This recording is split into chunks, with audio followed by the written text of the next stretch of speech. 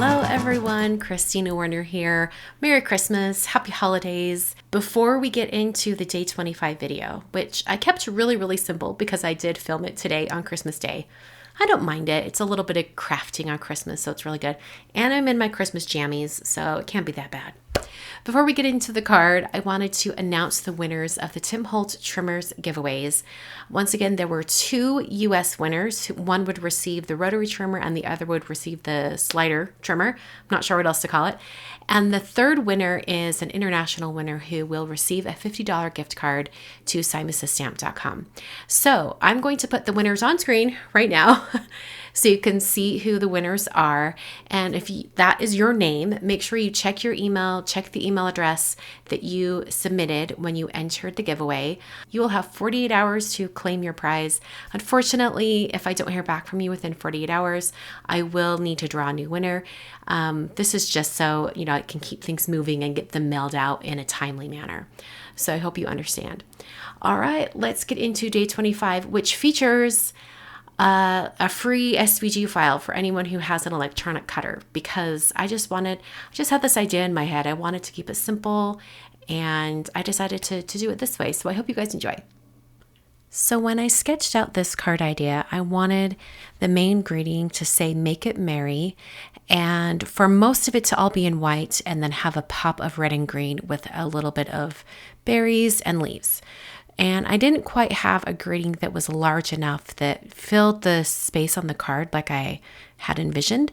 So I went ahead and just designed it on my computer in Adobe Illustrator, saved it as an SVG, and then cut it with my Cricut Maker 3.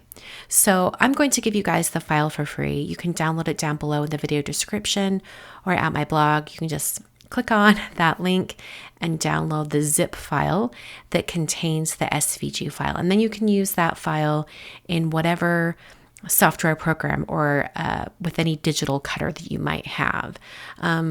It's for free. Just enjoy it. Merry Christmas. So what I had in mind was I wanted the letters and the greeting to be kind of stacked. So it would be very substantial. Now, if I was thinking ahead, I probably could have cut the greeting in foam also. I'm later going to be cutting the berries and leaves out of foam, but I think it's a little bit more sturdy to have them be paper or cardstock, especially for the smaller type of the beginning of the greeting that says "Make it." So I cut everything out in white cardstock. This is just 80-pound Nina Solar White. And I cut it out 4 times so that I could stack it. So the little tiny words were a little bit finicky to stack together, but once I got to the larger letters, I was able to do it very quickly by just putting dots of glue on 3 of the letters and then stacking them all at once and using my fingertips to kind of move everything around. Since I used liquid glue, it was really easy to do this.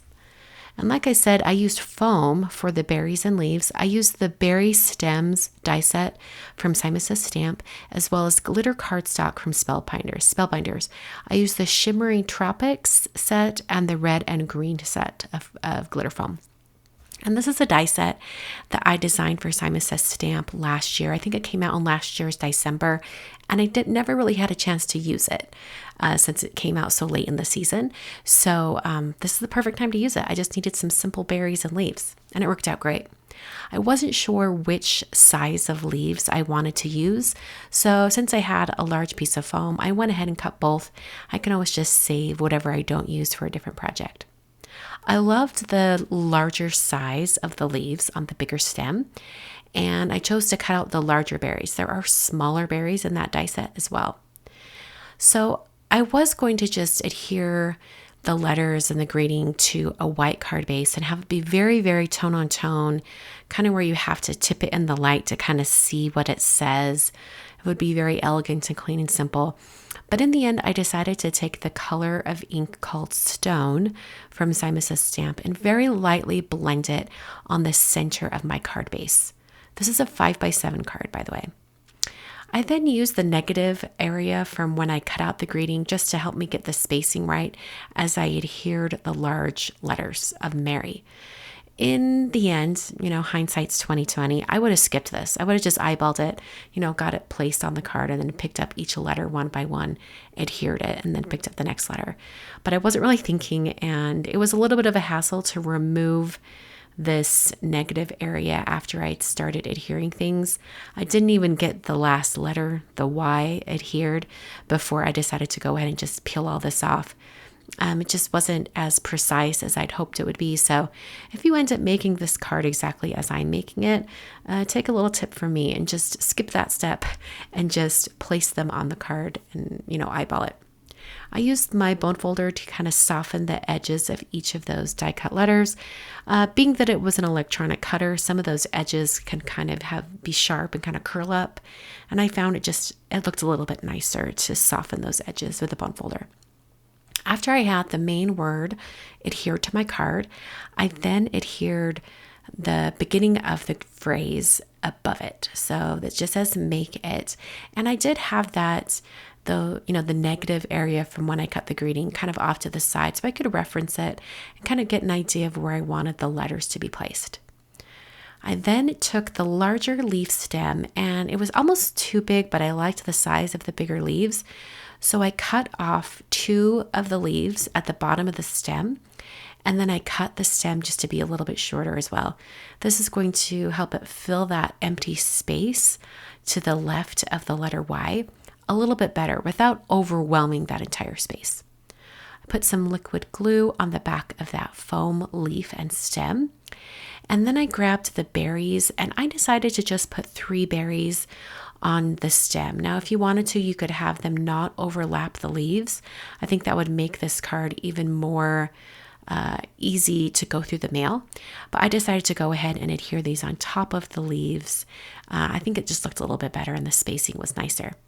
So I used a lot of liquid glue so it would adhere down through all of that glitter. And that is the card. Super simple and easy, very clean and simple. I haven't done a card quite like this in some time, and I really enjoyed it. So Merry Christmas, everyone. This is the last video of the year for me. I'll be back in the new year. I'm going to take a little bit of time off to be with family and also probably clean my craft room.